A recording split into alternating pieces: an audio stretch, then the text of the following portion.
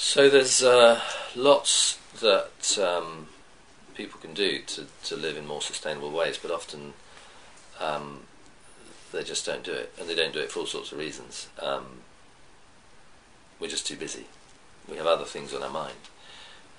In the little free time that we have from working too hard and looking after the kids and trying to make the house a decent place, and we would much rather really dream about a holiday in the sun, our aspirations for the future, or simply escape from the mess and the struggle of our lives. And so actually persuading people in that kind of territory, in that kind of terrain, in that kind of environment to phone up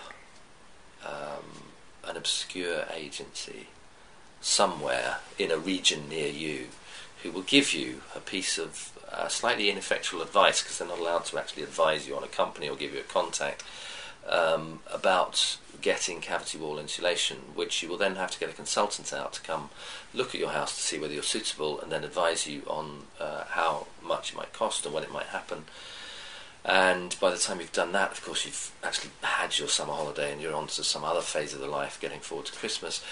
And then finally, actually at the end of all that, if you're lucky and if you manage to identify someone to find out where you can find that extra £100 to £200, it's not actually very much, to make your house a little bit warmer. I mean, when you think of it in those terms, it's actually blindingly obvious. It's all too difficult. There's no easy way to get the advice. There's no easy way to understand the issue. There's no easy technology off the shelf. And there's no financing for that extra £200 unless you put it on your credit card, which is at 22% APR. And so, that's the territory in which ordinary people make decisions, try to make decisions to live more sustainably. And while they're doing that, what do we have? We have energy companies who are trying to sell them more energy, who will compete for tariffs to attract customers to sell them more energy. We have supermarkets who want to sell you more food. Never mind that you waste 35% of it. We have all kinds of companies competing to sell you the latest gadget, the latest toy, the newest thing. And all of this stuff matters to you because everybody else is doing it, and you're trying to fit yourself into this territory where all you really want, actually, at the end of the day, is to be a decent human being, leading a decent life, with some time to spare to dream your dreams.